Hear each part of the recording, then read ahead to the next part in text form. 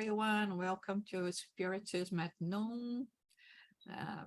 We are studying the book Empty Lives by the Spirit Joanna de Angelis through the psychography of Divaldo Franco. And we are in chapter 17 of the 30 that we have in the book.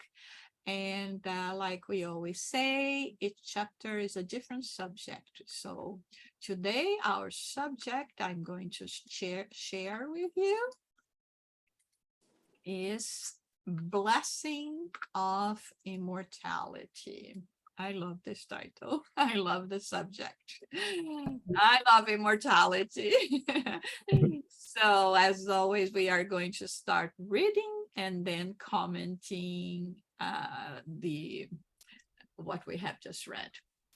Blessings of immortality. No matter how long one's physical existence lasts or how healthy and charming it may be, the time comes when it is interrupted by the natural impact of biological degeneration. During the incessant charge to which the cells are submitted, the vital energy is used up and the mitosis in charge of body renewal cease.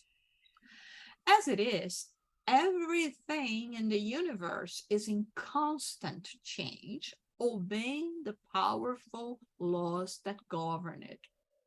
The physical garb is one of limited duration due to the needs of the evolutionary process of continuous transformation. Since it is made up of elements produced by the mind as a result of thoughts, behaviors, and acts, it is a temporary envelope for the purpose of promoting the moral development of the spiritual being. So we all know what she's talking about, right? Everything that is material goes through a change, goes through evolvement, goes through, a cessation of organic life, but it doesn't mean that the spirit ends with the cessation of organic life.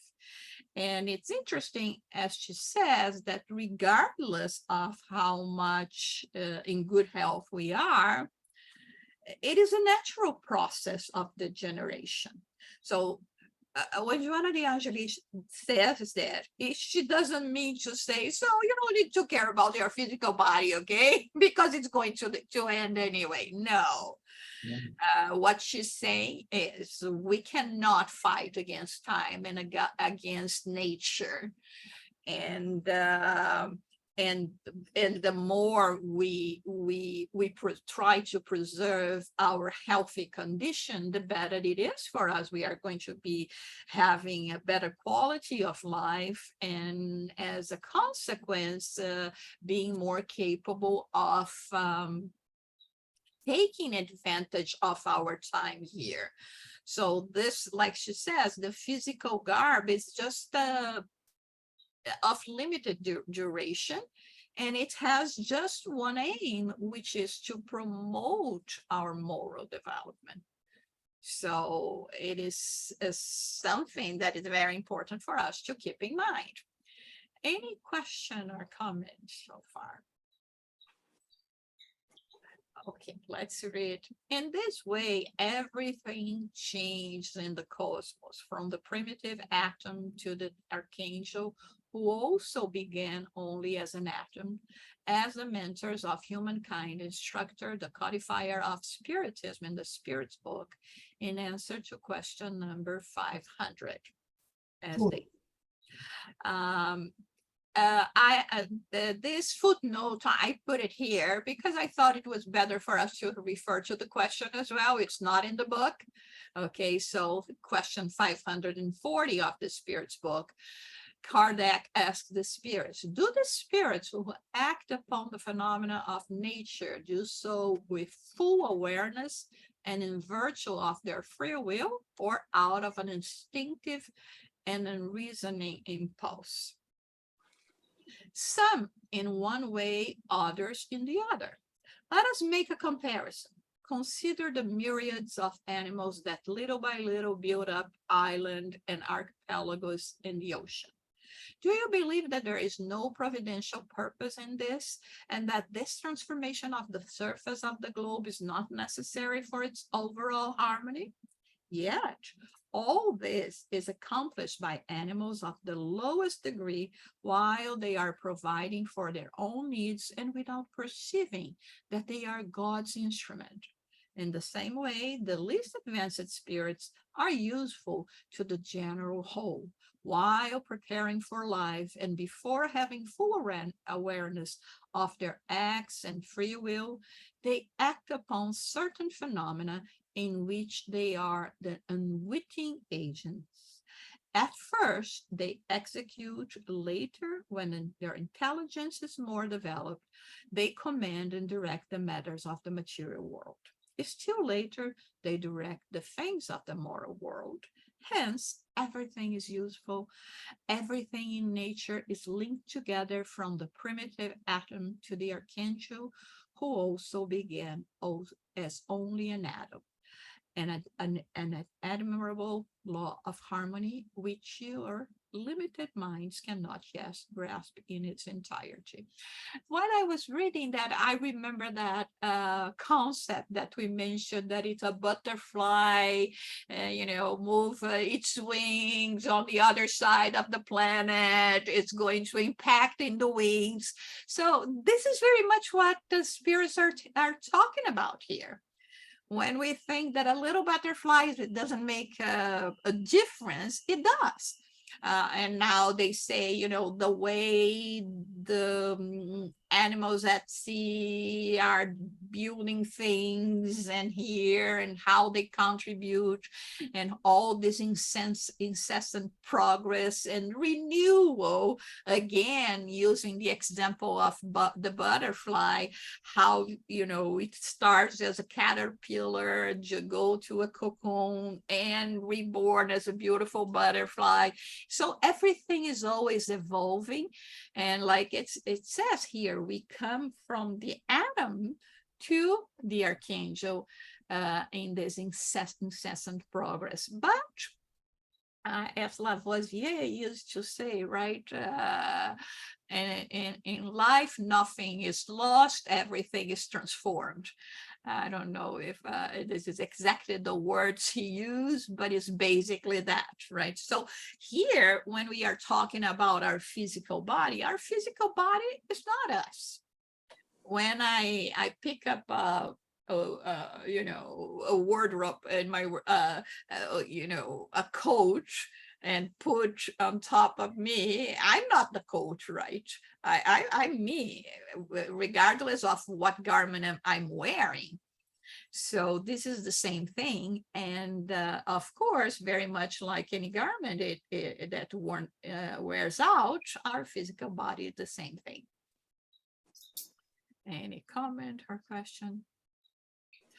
Okay, bodily existence is invaluable because of the possibilities it provides in the task of the inner perfection of all beings. So let's pay attention here. It's not because the body is going to vanish that we should not pay attention to it, that we should not care of it. It's like, invaluable, as she says here, because it is is the instrument that is going to provide me to reach from point A to point B. I mean, it's not by chance that at the time of Kardec, they used the image of being like, a chariot, right? Now we can use cars or even planes and say, if I have to go to the States to Europe, if I have to walk is one thing. If I have a plane, it's a totally different thing. It's going to help me in this process in achieving my goals. So it's the same thing here with the body. That's why the care for the body is very important, because it is going to give us blessed opportunities.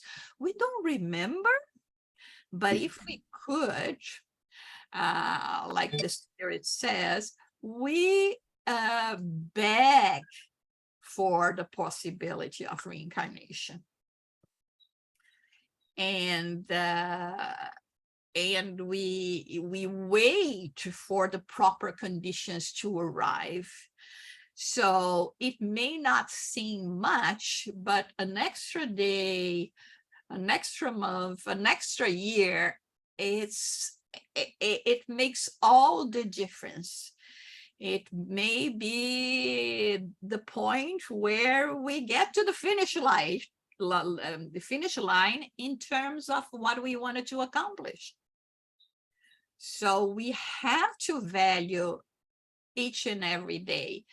And even when physically, because of age, because of the natural decay, we are no longer capable of, doing the same things, going out or work, or I mean, we have the mind, we have the spirit that is still aware, and this period of life of more, let's say, assessment, contemplation, it's very important. If that was not so, I'm sure God would have made us in a way that, as soon as we finish our prime years, we would die. You have no longer any kind of use. But we have just to understand that elderly life is here. And many times they say, I heard that, I don't remember from where, but that in terms of the spirit and the evolvement and internalizing things and all of that, life starts at 50s. Because when you are mature enough to start assessing things, and from experiences, bad or good, you begin to strategize your life, and so we should not take for granted the more age we have, and saying, oh, I'm not useful anymore. When we think about it, we didn't come to Earth to be useful to others. We came to Earth to be useful to ourselves, to promote our well-being, spiritual evolvement, and of course, along the way, it requires good actions. It requires interaction with other people that we are also going to be impacting with our way of being. But everything is really about us. Without, we're not talking about selfishness here. We are talking about each one of us taking care of their own evolvement, spiritual evolvement. Like we always say, nobody can do that for me. And in the process, the more I grow, the more I evolve, the more I understand that I can contribute for the evolvement of others as well, not necessarily just with my words, but with my actions, with my examples.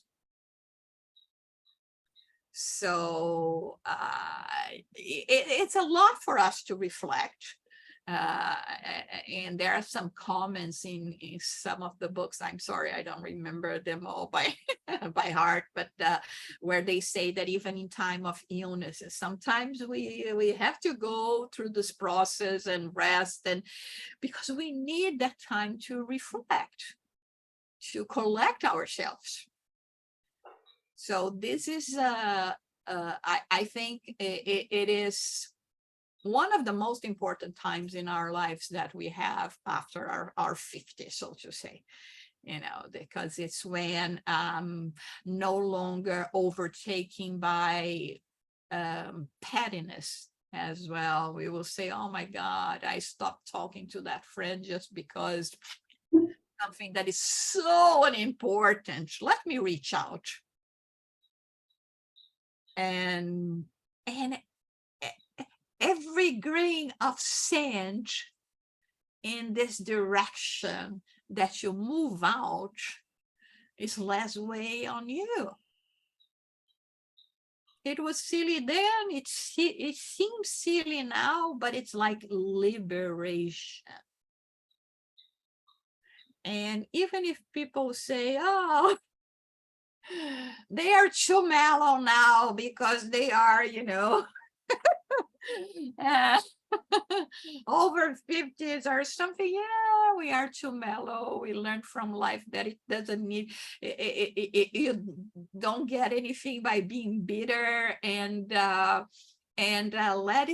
let's spread that. And so it is so important.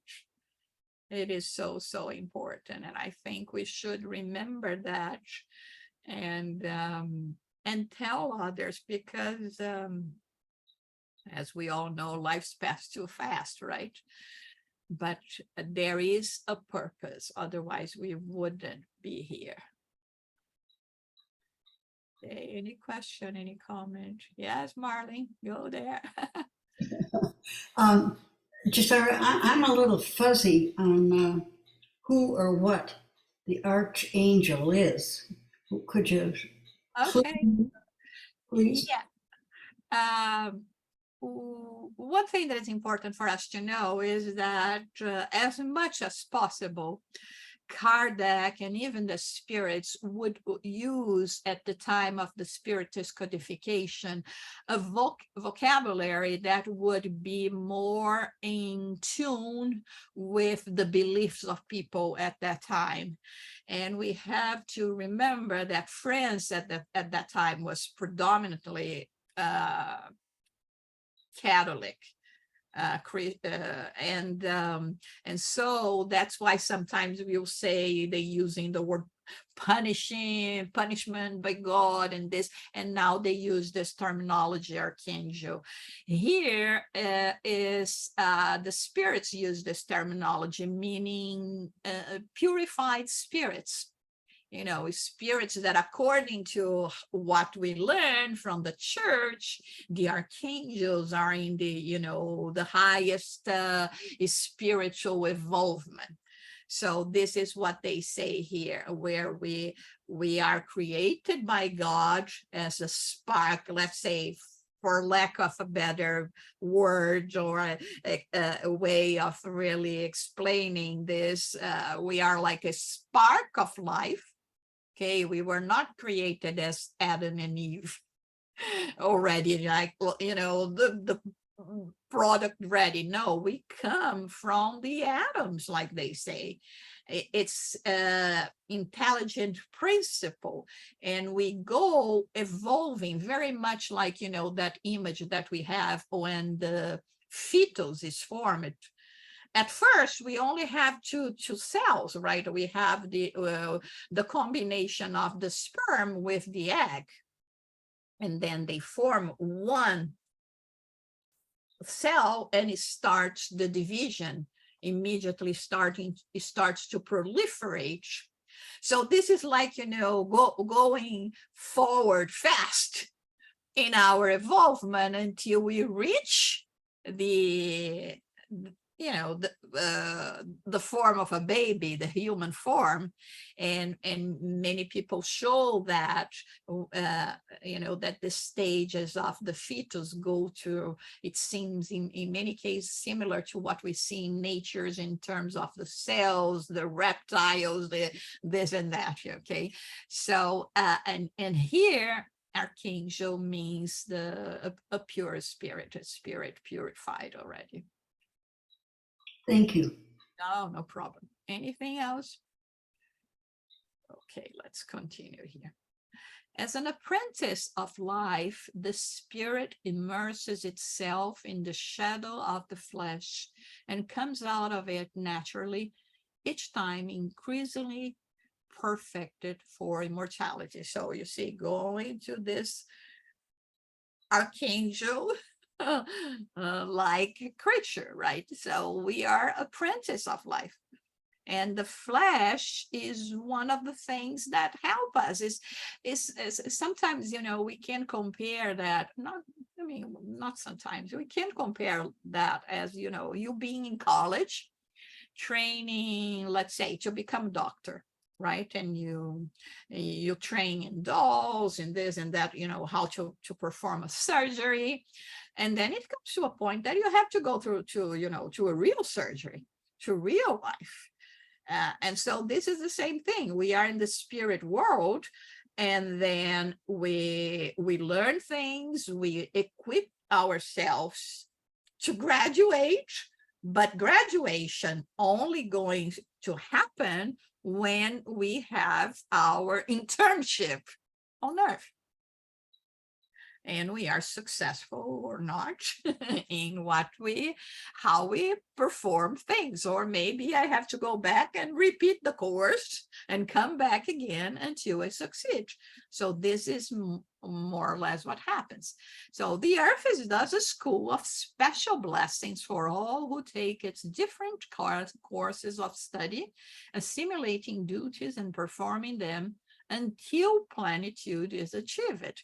So now I can perform, a small surgery, appendectomy, and but later on I will be able to do transplants, organ transplant, and this and that, and save even more lives.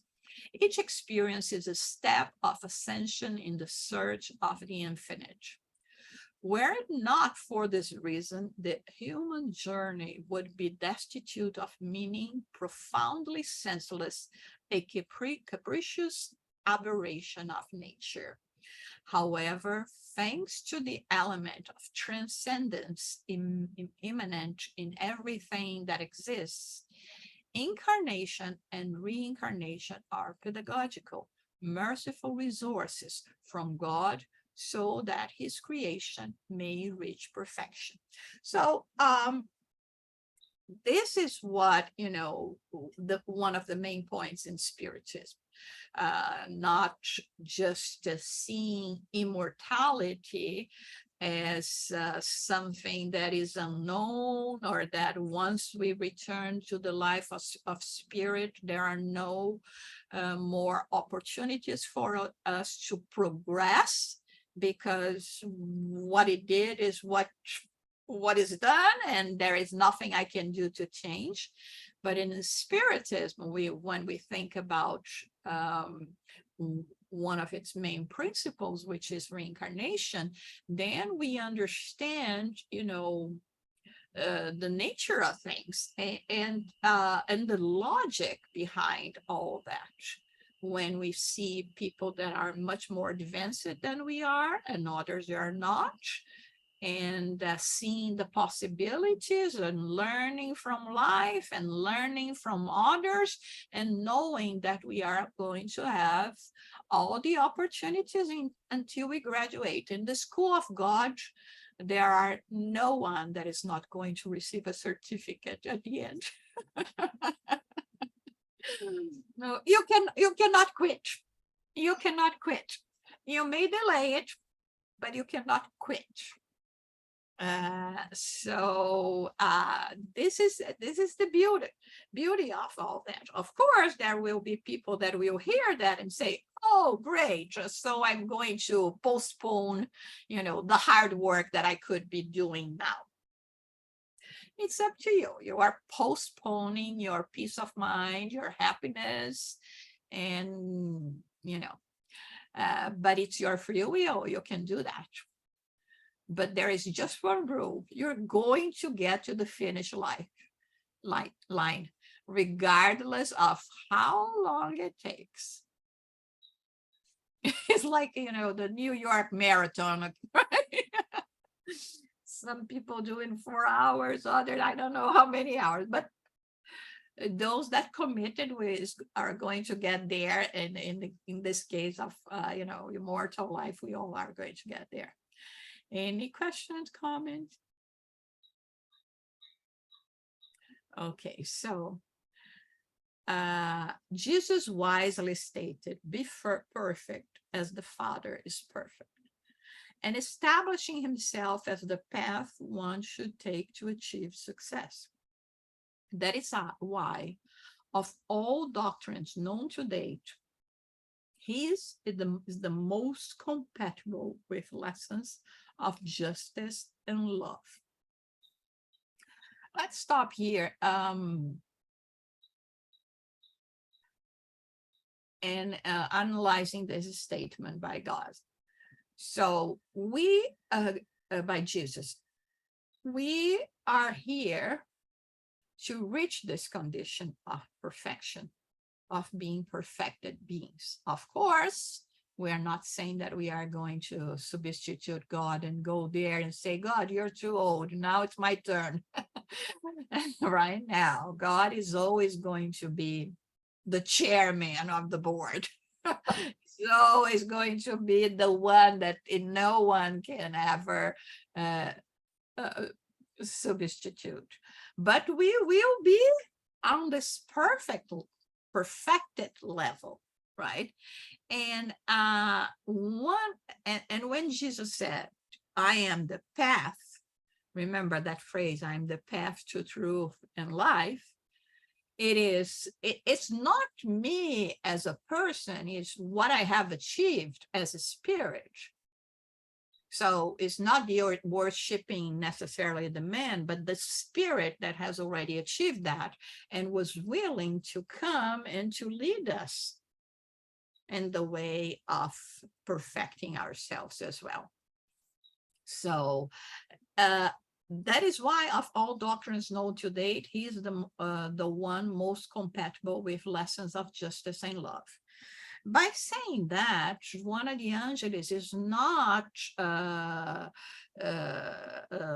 demeriting, just considering the value of everything that came before, because we know that we can only have a building one brick by brick.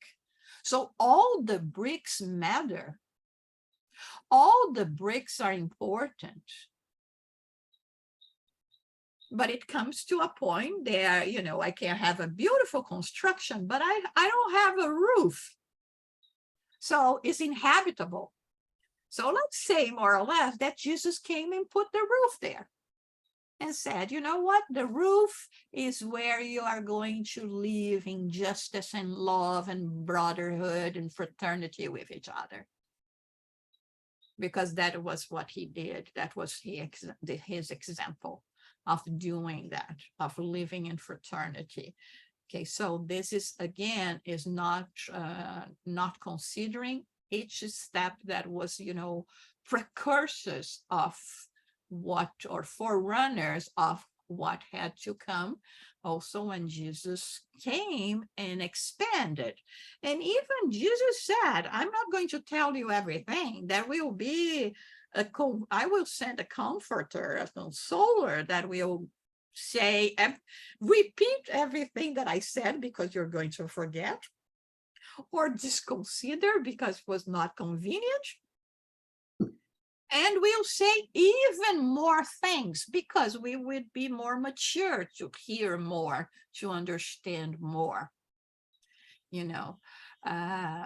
Nowadays, with the easiness that we have in terms of communication, right? Like, for instance, now we are in different, I don't know, Sonia, are you in Brazil or here in New York? Sonia's in Brazil, we are here in the US, Marlene is in Texas, right? We are all in different places talking to each other. And I'm sure that if 100 years ago, we would come to people and say, you know what? I will have like a scream and I'll be able to talk to people here and there. We would be burned at stake, right? They are talking nonsense. It would be the same like when we say now, oh, we talk to spirits. Okay, they are just in a different dimension. They are just in a different geographical area.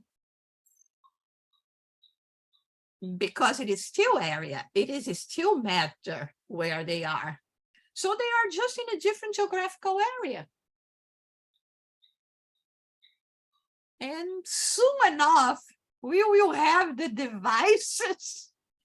As soon as we have more maturity, we will have the devices to see them as we are seeing now. Dr. What's his name, George Schwartz, he says that very soon we will, instead of having just cell phones, we will have a soul phone. We will be able to talk to souls from another world, from, a different geographic area, right? So yeah, we have to think about it, how we are evolving and learning. Like the rough diamond that has to be cut and polished to reveal its light, the spirit undergoes the stroke of perfection until the moment it can reflect the purity of which it is constituted. So we are a sparkle of light. But all the experiences, all, going through, from the atom until reaching the archangel state, it is our nature, it is our destiny. But we have to reach it as a jewel. From one incarnation to the next. The human journey is long and highly significant from birth to plenitude. Opportunities for change in trajectory never cease as the spirit is guided by the Creator's magnetism towards its goal. Joys and sorrows, triumphs and failures are part of this ever increasingly attractive and enchanting investment of love. It is very much what we said before. We are having those opportunities. Every day counts. Every day is important for us in this journey. And we should not take for granted each day that we have, and how we can learn from the day, and how many useful things we can do in order to amass the values of the spirit. Questions or comments? Nothing? I'm going to split this class in two, because now that we are going to get into the second part, I really want us to reflect almost on each part of what Joanna de Angelis is talking about here. I think we should not rush just reading, and this is not the purpose of our meetings anyway, because you have the book, you can read at home. But here is where we can really dig, like in archaeology, since I have a pyramid behind me, and dig it slow to savor each moment of the discovery. So do not lament your loved ones who have discarnate if their physical lives were interrupted. This statement may lead someone to think, well, if I'm becoming a spiritist now and I believe in immortality, it means that I should be colder in relation to the lives that are lost, of loved ones, or like we had here in September 11, or, tsunamis and wars and all that, because, it is part, everyone is going to die. No, this is not what we are talking about here.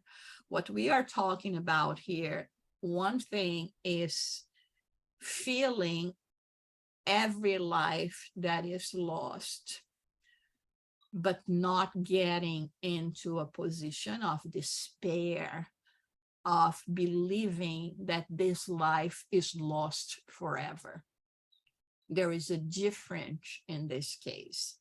Of course, we are going to miss the physical presence and the sport this person or loved one represented in our lives. But it doesn't mean that they are gone forever, that we are not connected. So this is what Joanna de Angelis is saying here. Do not lament in the sense of keeping on, this state of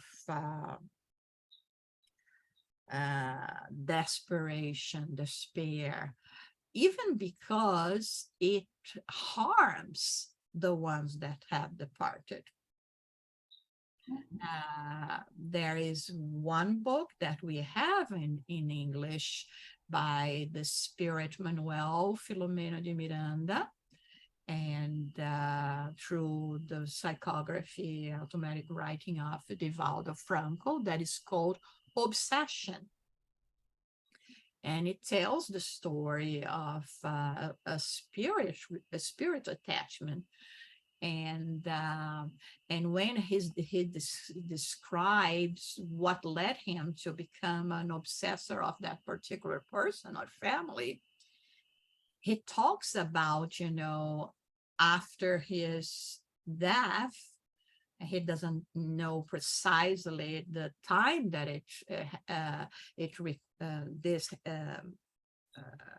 it required for this to happen, but it came to a point that he felt the cries, the sorrow, the despair of his mother, that was really in a bad shape because of his death. And so he says, like, very much like a magnet, I was immediately attracted to that despair. So it causes pain and suffering to the departed one. So the best way of doing that is, when in our personal talks with them, we say, oh my God, I miss you so much, but I know you are okay. You're returned to, to the real world. I'm the one that still have to be dealing in this plane, and we are going to meet soon enough. And just say our prayers, send our good thoughts, and helping in the process that is going to happen to us as well.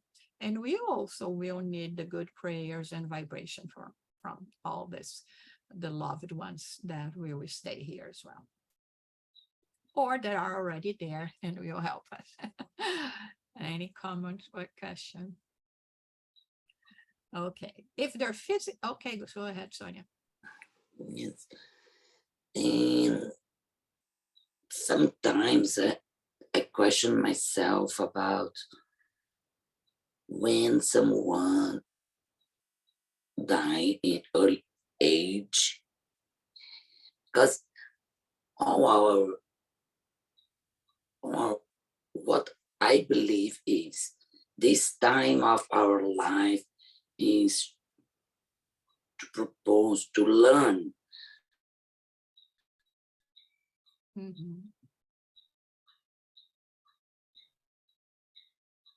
To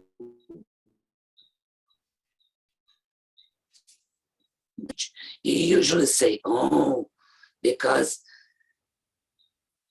what he or she need to learn is done, and not necessarily right. And sometimes it's a blessing not to have more mistakes or something like this, and say something about this, what's right, what's wrong, and each case is different case, something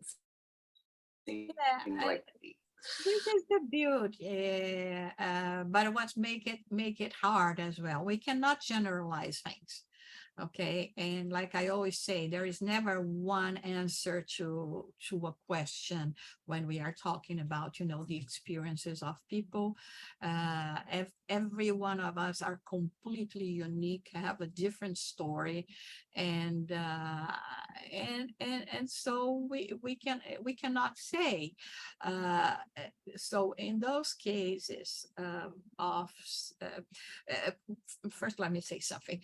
One association that of idea that we kind of do not like that much about thinking of our life on earth is like being in a prison. Okay. Even if we think school, how many students say, oh, I cannot wait for me to graduate and live school life forever, right? So either school or and go to the real life and be independent and all of this, either school or prison. What happens is we that stay cannot be selfish to say, oh, I wish this person could stay longer. I mean, we're talking about a prison, right?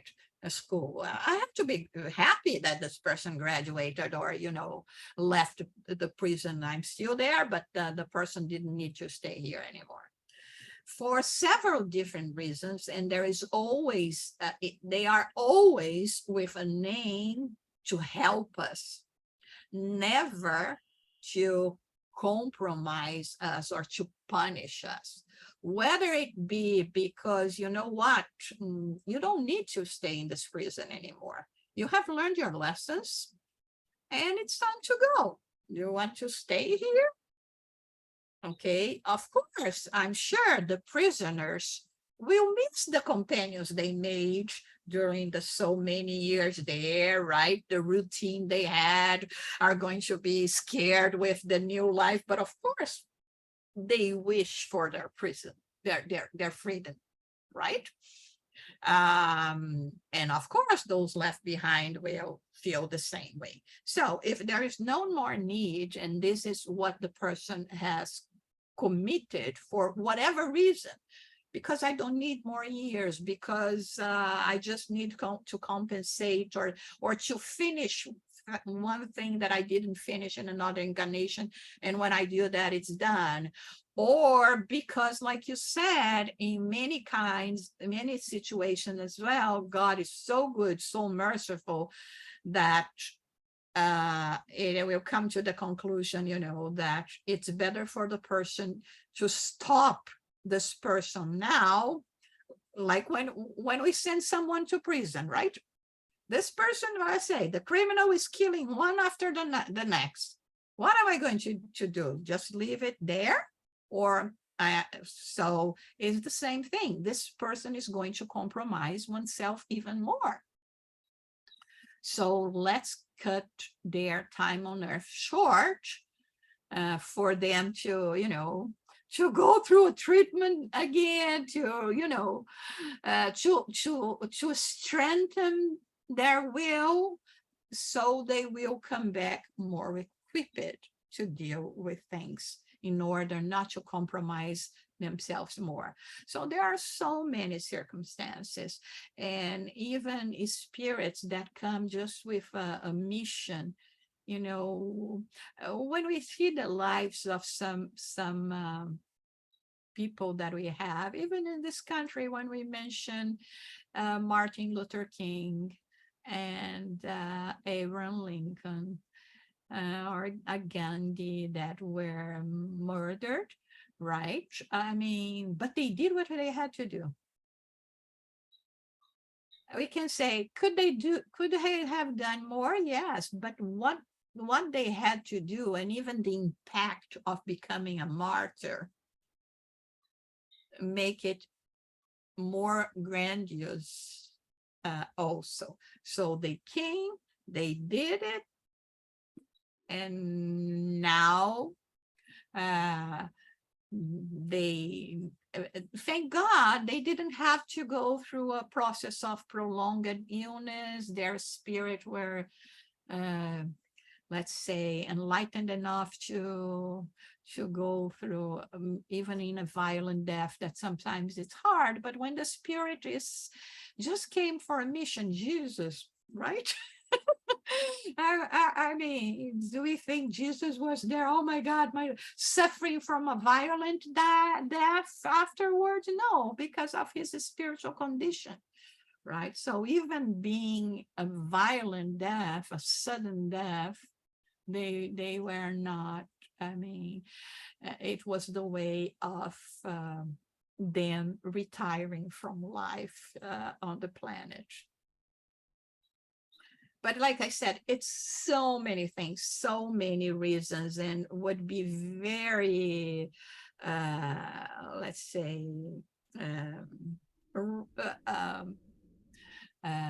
mistaken on our part just to say, trying to put everything in just one box. There are many, many different boxes that will fit the same circumstance. It makes sense. Yeah. I think we are going to stop here now. We don't have that much, but like I said, each one of those paragraphs, these little phrases here, I when I was studying for us, you know, I thought it would be a shame just to go through them quickly, and I think we really have to stop and analyzing them. Okay. So if you have any more comments or questions. No. Okay, so we can go to the final prayer. Zoraida, can you do that for us, please? Yes, of course.